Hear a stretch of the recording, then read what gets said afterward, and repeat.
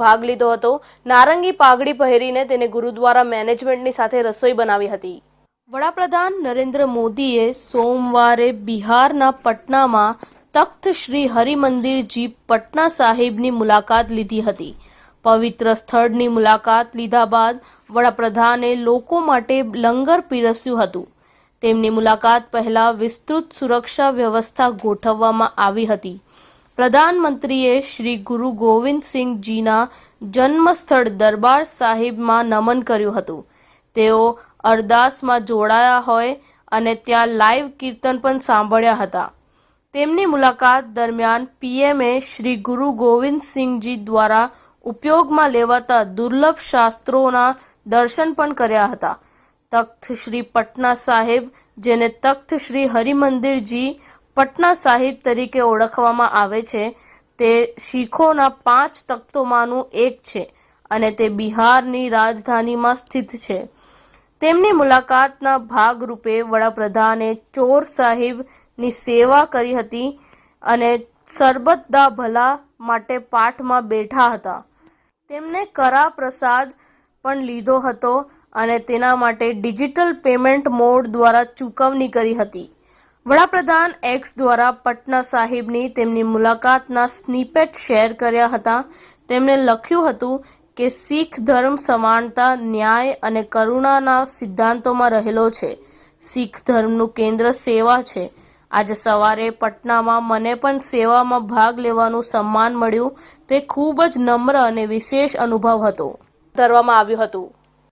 મુંબઈ પોલીસે રાજસ્થાનના જોધપુરમાં MD drugs factory સામે મોટી કાર્યવાહી કરી છે અને 100 કરોડ રૂપિયાથી વધુની કિંમતની દવાઓ અને સાધનો જપ્ત કર્યા છે। મળતી માહિતી અનુસાર એમડી જેવી ખતરનાક દવા જોધપુરમાં બનાવીને મુંબઈમાં સપ્લાય કરવામાં આવી રહી હતી।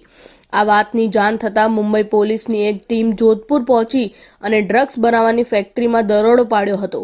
ફેક્ટરીમાંથી 100 કરોડની કિંમતની તૈયાર દવાઓ અને તેને બનાવવામાં વપરાતા કેમિકલનો મોટો જથ્થો જપ્ત કરવામાં આવ્યો હતો।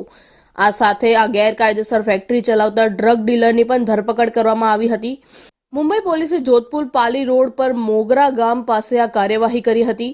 વાસ્તવમાં તાજેતરમાં જ ડ્રગ એમડી મુંબઈ પોલીસ મુંબઈમાં કેટલીક જગ્યાએ તેને વેચતો પકડાયો હતો। ડ્રગ પેડલર્સની પૂછપરછ દરમિયાન આ ડ્રગ જોધપુરથી સપ્લાય કરવામાં આવી રહ્યું હોવાનું બહાર આવ્યું હતું। આ વખતે મુંબઈ પોલીસની એક ટીમે આજે જોધપુર પહોંચી અને મોગરા ગામ પાસે દરોડો પાડ્યો હતો। દરોડામાં 100 કરોડથી વધુની કિંમતની દવાઓ તૈયાર હાલતમાં જપ્ત કરવામાં આવી હતી। આ ઉપરાંત એમડી બનાવવામાં વપરાતા કેમિકલના ડ્રમ પણ જપ્ત કરવામાં આવ્યા હતા। ફેક્ટરી ચલાવનાર જાટને મુંબઈ પોલીસે ઝડપી લીધો છે। હાલ કાર્યવાહી ચાલી રહી છે। નોંધનીય છે કે થોડા દિવસો પહેલા જોધપુરમાં નાર્કોટિક્સ કંટ્રોલ બ્યુરો અને ગુજરાત એટીએસની સંયુક્ત કાર્યવાહીમાં 230 કરોડ રૂપિયાનો એમડી ઝડપાયો હતો। તે એમડી જોધપુરમાં ગેરકાયદેસર રીતે સંચાલિત ફેક્ટરીમાં બનાવવામાં આવ્યું હતું। તે સાથે હુકારામ જાટ પુત્ર ભારમલની મુંબઈ પોલીસે ધરપકડ કરી છે, જેના ખેતરમાં એક ફેક્ટરી મળી આવી હતી। દેશબિન ઓવૈસી અને તેમની ભારતીય જનતા પાર્ટીના હરીફ માધવી લથાએ લોકસભા ચૂંટણી 2024 માટે હૈદરાબાદમાં મતદાન કર્યું હતું।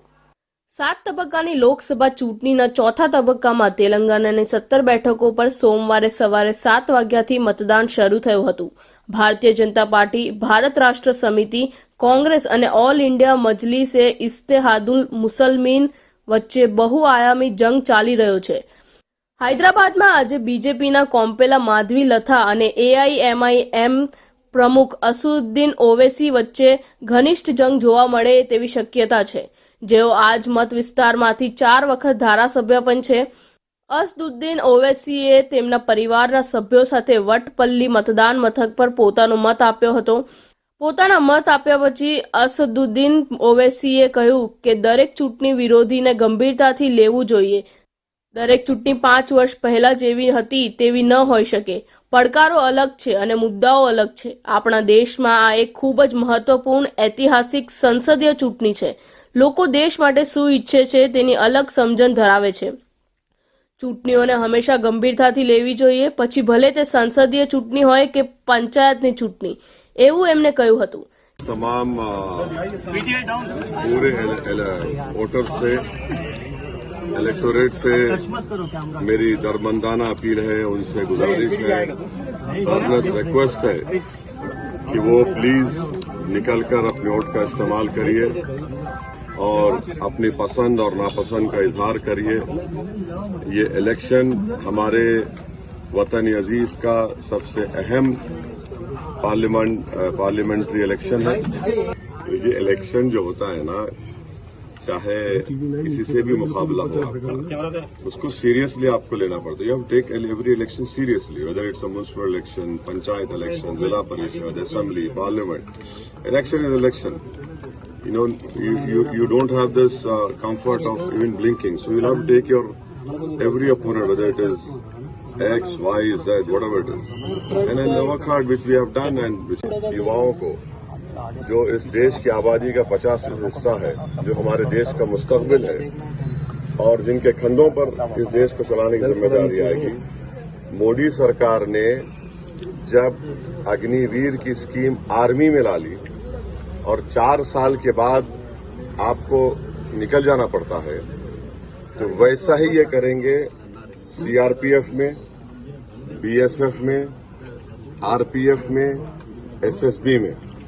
तो ये आपको समझने की जरूरत है और वही आर्गुमेंट देंगे। आपके हाथ में 20 लाख आ जाएंगे, आप वो कर लीजिए। तो ये बहुत बड़ा मुद्दा है। रेलवेज में भी करेंगे, नहीं करेंगे, और आरपीएफ में तो करेंगे। ત્યારે બીજેપીના ઉમેદવાર માધવી લતાએ હૈદરાબાદના અમૃતા વિદ્યાલય મતદાન મથક પર પોતાનો મત આપ્યો હતો અને ભારપૂર્વક કહ્યું કે સબકા સાથ મેં ही सबका विकास है। મત આપ્યા પછી માધવી લતાએ લોકોને મતદાન કરવા બહાર જવા વિનંતી કરી। તેમણે કહ્યું, મારે બધા મતદારોને એટલું જ કહેવાનું છે કે દરેક નાગરિકની જવાબદારી છે કે તેઓ મતદાન કરવા માટે બહાર જાય, કારણ કે મત 2 ફેરફારો લાવે છે। એક, પોતાની જાતમાં અને તેમના પરિવારો પ્રત્યે એક નવું પરિવર્તન અને વિકાસ, અને બીજું તે દલિતો, ગરીબો અને ત્યજી દેવાયેલા દરેક વૃદ્ધ લોકોનો જીવનને બદલવાની મંજૂરી આપે છે, માધવી લતાએ પત્રકારોને જણાવ્યું હતું। I only have to tell to all the voters that it is the responsibility of the politicians that they need to go out and vote, because the vote brings 2 changes. One, a new change and development towards themselves and their families. Another one is it gives an opportunity to change the lives of downtrodden, the lives of Dalits, the lives of poor, and the lives of those every old-aged individuals, people who have been abandoned. So the vote is the most, I would say, precious social work, along with a selfish desire to move on towards the development. So I would say, you may not have money, but if you have vote, then you have contributed to the nation to go towards Vikasat Bharat. And the best thing that all of you have to understand is, सबका साथ में ही विकास है, अलग-अलग जीने में विकास नहीं। Film નિર્માતાઓએ Lok Sabha ચૂંટણીના ચોથા તબક્કા દરમિયાન તેમના મત આપ્યા હતા। ચોથા તબક્કાનું મતદાન સોમવારે સવારે 7 વાગ્યે શરૂ થયું હતું અને તમામ લોકસભા મત વિસ્તાર અને વિધાનસભા બેઠકો પર સાંજે 6 વાગ્યા સુધી ચાલ્યું હતું। આ તબક્કામાં 96 સંસદીય મત વિસ્તારોનો સમાવેશ થાય છે। તે સાથે હૈદરાબાદ, તેલંગાણાના કેટલાક અભિનેતાઓ અને ફિલ્મ નિર્માતાઓ લોકસભાની ચૂંટણીના ચોથા તબક્કા દરમિયાન તેમના પુખ્ત મતાધિકારનો ઉપયોગ કરતા જોવા મળ્યા હતા। જ્યારે અભિનેતા અલ્લુ અર્જુન તેના મતદાન કેન્દ્ર પર પહોંચતા જ બાઉન્સરોથી ઘેરાઈ ગયો હતો। વિડીયોમાં તે પોતાના વોર્ડમાં લોકોને શુભેચ્છા પાઠવતો પણ જોવા મળે છે। પોતાનો મત આપ્યા બાદ અલ્લુ અર્જુને મીડિયાને સંબોધન કર્યું અને સ્પષ્ટ કર્યું હતું કે તે કોઈ પણ પક્ષ સાથે જોડાયેલો નથી। તેમણે કહ્યું, કૃપા કરીને તમારો મત આપો, આ ખૂબ જ જવાબદાર દિવસ છે।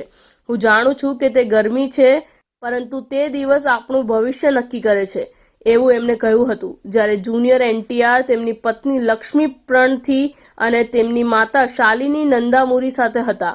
મેગાસ્ટાર ચિરંજીવીએ પણ લોકસભા ચૂંટણી 2024ના ભાગરૂપે હૈદરાબાદ બેઠક પર મતદાન કર્યું હતું। તેલુગુ સુપરસ્ટાર તેની પત્ની સુરેખા કોનિડાલા અને પુત્રી સુષ્મિતા સાથે જોડાયા હતા।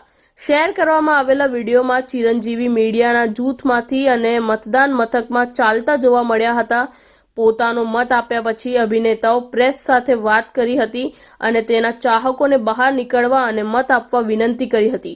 યુવાનોને સંબોધતા ચિરંજીવીએ બહાર નીકળીને મતદાન કરવા કહ્યું હતું। બારિયામાં પ્રસિદ્ધ શક્તિપીઠ શ્રી માં બાલા ત્રિપુરા સુંદરી જગદંબા મંદિરમાં પૂજા કરી હતી. લોકસભા ચૂંટણીના ચોથા તબક્કામાં બિહારની 5 બેઠકો માટે મતદાન થઈ રહ્યું છે. આ તબક્કામાં દરભંગા, ઉજિયારપુર, સમસ્તીપુર, બેગુસરાય અને મુંગેરમાં સાંજે 6 વાગ્યા સુધી મતદાન થયું હતું. આ 5 બેઠકો માટે કુલ 55 ઉમેદવારો મેદાનમાં છે, જેમાં 51 પુરુષ અને 4 મહિલા ઉમેદવારો છે. ત્યારે કેન્દ્રીય મંત્રી ગિરિરાજ સિંહે મુંગેર લોકસભા મતવિસ્તારના બધિયા મતદાન મથક નંબર 34 પર પોતાનો મત અધિકારનો ઉપયોગ કર્યો હતો. મતદાન પછી તેમને મુંગેર લોકસભા, બેગુસરાય લોકસભા અને સમગ્ર બિહાર અને ભારતના મતદારોને તેમના ઘરની બહાર નીકળતી વખતે મતદાન કરવાની અપીલ કરી હતી. વોટમાં પાવર છે, વોટ આપો તો નરેન્દ્ર મોદીની સરકાર બને છે. આપણે 4થી આગળ વધવાનું છે. દેશ મજબૂત બન્યો છે તેવું એમને મીડિયા સાથે વાત કરતા જણાવ્યું હતું. તે સાથે બિહારમાં કડક સુરક્ષા વચ્ચે સવારે 7 વાગ્યાથી મતદાન શરૂ થયું હતું. मुंगेर बेगूसराय ही नहीं पूरे बिहार पूरे देश के मतदाताओं के लिए है कि आप घर से निकलें, अपना वोट दें. वोट की ताकत होती है. आपने वोट दिया इसीलिए नरेंद्र मोदी आज प्रधानमंत्री हैं. 400 के पार जाना है. देश को सशक्त આવી હતી. સોમનાથ મંદિર વિસર્જન બાદ નવસર્જનનું સર્વોત્તમ પ્રમાણ છે. યુગ યુગાંતરથી અવિરત સોમનાથ મંદિરની આસ્થા અવિરત રહી છે, પરંતુ સદીઓ સુધી સર્જન અને વિસર્જનની પ્રક્રિયા બાદ દેશ સ્વતંત્ર થયો ત્યારે સરદાર વલ્લભભાઈ પટેલના દ્રઢ સંકલ્પથી સોમનાથ મંદિરનું પુનઃનિર્માણ શક્ય બન્યું હતું. જ્યારે મંદિરનું ગર્ભગૃહ તૈયાર થયું ત્યારે સોમનાથ જ્યોતિર્લિંગ સ્વરૂપની પ્રાણ પ્રતિષ્ઠા 11 મે 1951 અને વૈશાખ સુદ પાંચમના રોજ દેશના પ્રથમ રાષ્ટ્રપતિ ડોક્ટર રાજેન્દ્ર પ્રસાદના હસ્તે સવારે 9 કલાકે અને 46 મિનિટે કરવામાં આવેલી હતી. શનિવારના રોજ આ મહાન ક્ષણને 74 વર્ષ થયા છે. વિશ્વના કરોડો ભક્તોના આસ્થાનું કેન્દ્ર સૌરાષ્ટ્રના રત્નાકર સમુદ્ર તટ પર બિરાજમાન આદિ જ્યોતિર્લિંગ સોમનાથ મહાદેવ મંદિરનો 74મો પ્રાણ પ્રતિષ્ઠા દિવસ હતો. મંદિરની પ્રાણ પ્રતિષ્ઠા સમયે પ્રત્યક્ષદર્શીઓ અનુસાર તાત્કાલિક રાષ્ટ્રપતિ શ્રીએ શિવલિંગના તળ ભાગે રાખેલી સુવર્ણ શલાકા ખસેડીને શિવલિંગ સ્થાપિત કરી પ્રાણ પ્રતિષ્ઠા કરવામાં આવી હતી. ત્યારે 108 તીર્થસ્થાનોના અને 7 સમુદ્રોના જળ લાવીને સોમનાથ મહાદેવનો અભિષેક કરવામાં આવ્યો હતો અને એ ધન્ય પળે 101 તોપોની સલામી પણ આપવામાં આવી હતી. સોમનાથ મંદિરના 74મા સ્થાપના દિવસ નિમિત્તે જેમના સંકલ્પને કારણે સોમનાથ મંદિરનું નિર્માણ શક્ય બન્યું એવા સરદાર વલ્લભભાઈ પટેલની સરદાર વંદના અને સરદારને પુષ્પાંજલિ અર્પણ કરવામાં આવેલ હતી. સોમનાથ મંદિર પર પૂજન કરીને નૂતન ધ્વજારોહણ કરવામાં આવેલ. મંદિરની પ્રાણ પ્રતિષ્ઠા સમયે સવારે 9:46 મહાપૂજા કરવામાં આવેલ હતી. એ જ સમયે અને તે પ્રસંગે કરવામાં આવેલ શૃંગારની પ્રતિકૃતિ રૂપ ભસ્મ ત્રિપુંડનો શૃંગાર પૂજારી ગણ દ્વારા કરવામાં આવેલો હતો. આ પ્રસંગે ટ્રસ્ટના in charge general manager Ajaykumar Dubey તથા ટ્રસ્ટ પરિવાર અને સ્થાનિક તીર્થ પુરોહિતો જોડાયા હતા.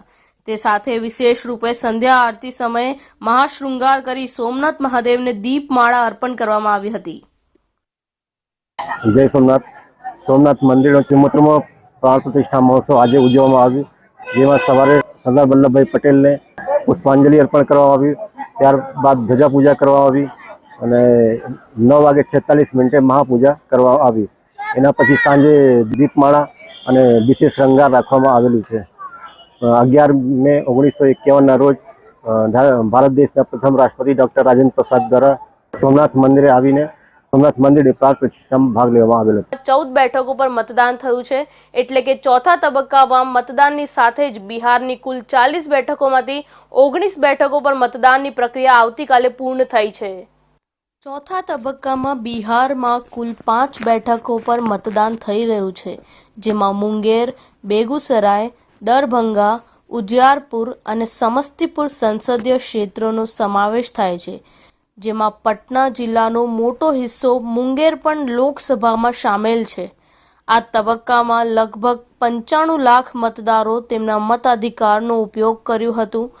પટના જિલ્લાની વિધાનસભા બેઠકો 12 અને મોકામાં બંને વિધાનસભામાં કુલ 591 મત છે, જ્યાં સવારથી જ મતદારોમાં ભારે ઉત્સાહ જોવા મળ્યો હતો.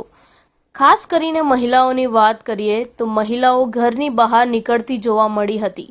મોટી સંખ્યામાં મતદાન મથકો પર જઈને તેમના મતાધિકારનો ઉપયોગ કરવા માટે પુરુષો કરતાં મહિલાઓમાં વધુ ઉત્સાહ જોવા મળ્યો હતો. એકંદરે મતદાન શાંતિપૂર્ણ રીતે થયું હતું, પરંતુ કેટલીક જગ્યાએ ગેરરીતિ જોવા મળી હતી તો કેટલીક જગ્યાએ ધીમી ગતિએ મતદાન. લોકો મોટી સંખ્યામાં અહીં ફરવા માટે આવતા હોય છે, તેમજ સ્વિમિંગ પુલ પણ હોવાથી જિલ્લાવાસીઓ પણ તેની મજા માણતા હોય છે. પાલનપુરથી 15 કિલોમીટરના અંતરે કુદરતી સૌંદર્ય વચ્ચે બાલારામ મંદિર આવેલું છે, તેમજ બાલારામ નદી પણ આવેલી છે. આ મંદિરની બાજુમાં જ બાલારામ પેલેસ આવેલું છે. આ પેલેસને અગાઉ પણ એવોર્ડથી સન્માનિત કરવામાં આવ્યો હતો. આ પેલેસમાં અનેક ફિલ્મના શૂટિંગ પણ થયા છે, જેમાં સૌથી અગત્યની વાત તો એ છે કે અમિતાભ બચ્ચનનું સૂર્યવંશમ ફિલ્મનું મોટા ભાગનું શૂટિંગ બાલારામ પેલેસમાં કરવામાં આવેલું છે, જેથી પર્યટકો ખાસ કરીને બાલારામ પેલેસની મુલાકાત કરે છે અને કુદરતી સૌંદર્યની આનંદ માણે છે. તે જ રીતે આ પેલેસમાં રહેવા જમવાની પણ ખૂબ જ સુંદર વ્યવસ્થા કરેલી છે. સાથે સાથે આ પેલેસમાં સ્વિમિંગ પુલ પણ હોવાથી પર્યટકો મોટી સંખ્યામાં અહીં આવતા હોય છે. એ જ રીતે અત્યારે ઉનાળાની સિઝન હોવાથી બહારથી લોકો બાલારામ પેલેસમાં આવી રોકાઈ રજાઓની પળો અહીં ગુજારતા હોય છે. બાલારામ પેલેસના જનરલ મેનેજર સુનિલ કુમારે જણાવ્યું હતું કે કુદરતી સૌંદર્યની વચ્ચે બાલારામ પેલેસ જે વેકેશનના સમયગાળામાં લોકો બહારથી બનાસકાંઠા જિલ્લામાં આવે તો બાલારામ પેલેસ જોવા માટે અચૂક આવે છે. अभी बालाराम पैलेस में समर सीजन है, पब्लिक बहुत सारा बाहर से आता है, स्पेशली स्विमिंग पूल के लिए आते हैं. स्विमिंग पूल का पर पर्सन हम लोग 400 रुपीज़ चार्ज करते हैं, बट फिर भी ये इधर अच्छा जो नेचुरल व्यू है, सराउंडिंग पूरा ग्रीनरी है, इसलिए बहुत सारे लोग पसंद करता है. ऑल्सो इधर का खाना बहुत फेमस है, इसलिए पब्लिक दूर दूर से खाने के लिए भी आता है.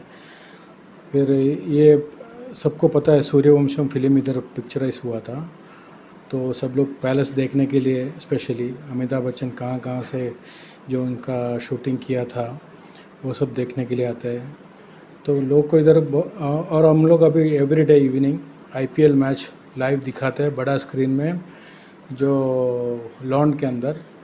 तो ऐसा इधर नियर बाय किसी ने नहीं करता है, तो पब्लिक उसमें बहुत मजा ले रहा है. વાદળછાયું વાતાવરણ છવાયું હતું અને વરસાદ વરસ્યો હતો. વલસાડ જિલ્લાના વાતાવરણમાં અચાનક પલટો આવ્યો છે. દિવસોથી ગરમી અને બફારા બાદ મેઘરાજાનું આગમન થયું છે. જો કે કપરાડાના હુડ્ડા ગામમાં વરસાદની સાથે કરા પડ્યા હતા. આમ ભર ઉનાળે કાળઝાળ ગરમીમાં કરા પડતા વાતાવરણમાં ઠંડક તો પ્રહરી હતી, પરંતુ કેરીના પાકને નુકસાનની ભીતિથી ખેડૂતોમાં ચિંતા વ્યાપી છે. કરા અને વરસાદની સાથે આ વિસ્તારમાં મિની વાવાઝોડા જેવો માહોલ સર્જાયો હતો અને તોફાની પવનો ફૂંકાયા હતા, જેના કારણે અનેક વિસ્તારોમાં વૃક્ષો ધરાશાયી થઈ ગયા હતા અને વીજ પ્રવાહને પણ અસર થઈ હતી. કપરાડાના ગિરનારા ગામ અને આસપાસના વિસ્તારમાં તોફાની પવનના કારણે આશ્રમ શાળા પતરા અને શેઠ પણ ઉડી ગયા હતા અને સાથે જ શાળાના અન્ય સરસામાનને પણ નુકસાન થયું હતું. તોફાની વાતાવરણના કારણે અનેક વિસ્તારોમાં વૃક્ષો ધરાશાયી થઈ ગયા હતા અને વીજ થાંભલા પણ પડી ગયા હતા. આથી વીજ પ્રવાહને પણ અસર થઈ હતી. બનાવ બાદ વહીવટી તંત્ર દોડતું થયું હતું અને વીજ વિભાગની ટીમ પણ અસરગ્રસ્ત વિસ્તારોમાં પહોંચી અને વૃક્ષોને હટાવી વીજ લાઇન નાખી વીજ પુરવઠો યથાવત કરવાના પ્રયાસ કર્યા હતા. આમ વલસાડના કપરાડામાં વરસાદ અને તોફાની માહોલના કારણે નુકસાન પણ થયું હતું. હજુ પણ જિલ્લામાં વરસાદની હવામાન વિભાગની આગાહી કરેલી છે, આથી ખેડૂતોના જીવ તાળવે ચોંટ્યા હતા. તો એક યુવાને નજીવી બાબતે ચપ્પુના ઘા મારી કરપીણ હત્યા કરી હતી. જોકે મોતની ઘટનામાં દોડતી થયેલી પોલીસે હત્યાનો અંજામ આપનાર આરોપીને ગણતરીના કલાકોમાં ઝડપી પાડી જેલ ભેગો કરી દીધો હતો. ગત ગુરુવાર તારીખ 9ના રોજ રાત્રે ગણેશ રાજપૂત દેલાડ ગામે પ્રેમનગરમાં આવેલી કરિયાણાની દુકાન નજીક રોડ ઉપર ઊભો રહી તેના મિત્રો વિજય અને અભિષેક રાજપૂત સાથે ગપ્પા મારી રહ્યો હતો. એ સમયે સંદીપ રાજપૂત દુકાને કોઈ ચીજ વસ્તુ લેવા આવ્યો હતો. દરમિયાન ગણેશ અને સંદીપ વચ્ચે કોઈ બાબતે ગાળાગાળી સાથે ઝઘડો થયો હતો. આથી ગણેશે તેના મોટા ભાઈ શિવકાંતને મોબાઈલ ફોન કરી ત્યાં બોલાવતા ઘટના સ્થળે આવેલા શિવકાંત રાજપૂત સંદીપને ઝઘડો કરવા સમજાવી રહ્યો હતો, જેથી સંદીપ એકદમ ઉશ્કેરાઈ ગયો હતો અને બંને ભાઈઓ સાથે ઝપાઝપી કરી હતી. આ બબાલ દરમિયાન સંદીપે શિવકાંતના જમણા પગના ઘૂંટણામાં જોરથી ચપ્પુના ઘા મારી તેને જમીન ઉપર પાડી દીધો હતો. માથા તથા ખભાના ભાગે ચપ્પુના ઘા મારતા શિવકાંતની લોહીની નસ કપાઈ ગઈ હતી. આ જીવલેણ હુમલામાં શિવકાંતનું ઘટના સ્થળે જ મોત થયું હતું. ઘટના બાદ આરોપી ફરાર થઈ ગયો હતો. તારીખ 9/5/2024ના રાત્રિના 8 વાગ્યા, સવા 8 વાગ્યાની આસપાસ એક દેલાડ ગામના પ્રેમનગરમાં એક કરિયાણાની દુકાન છે. આ દુકાન આગળ એક ગણેશ નાથુરામ રાજપૂત તથા તેના જ ગામનો યુપી ઉત્તર પ્રદેશના તેના જ ગામનો એક વતની સંદીપ રાજપૂત કરીને આ લોકો ત્યાં ભેગા થયેલા હતા. ત્યાં નજીવી બાબતમાં વાતચીતમાં મજાક ગાળાગાળી થયેલી. આ ગાળાગાળી દરમિયાન ગણેશ રાજપૂતે પોતાના ભાઈ શિવકાંત રાજપૂતને ફોન કરીને જગ્યા પર બોલાવેલા હતા. આ જગ્યા પર આ શિવકાંત રાજપૂત તથા સંદીપ રાજપૂત આ બંને બાથંબાથી આવતા ગાળાગાળી થતાં સંદીપ રાજપૂત જેની ઉંમર વર્ષ 20 છે તેણે પોતાની પાસેનો રેમ્બો છરો જે હતો તે રેમ્બો છરો શિવકાંત રાજપૂતના પગના ઘૂંટણના ભાગે મારી દેતા નસ કપાઈ જતા શિવકાંત રાજપૂતને તેણે ખભાના ભાગે પણ ઈજા કરેલ અને માથાના ભાગે પણ તીક્ષ્ણ હથિયારથી ઈજા કરેલ, જેના ભાગરૂપે ઘણું બધું લોહી વહી જતા અને નસ કપાઈ જતા શિવકાંત રાજપૂતનું સ્થળ પર જ મોત થયેલ.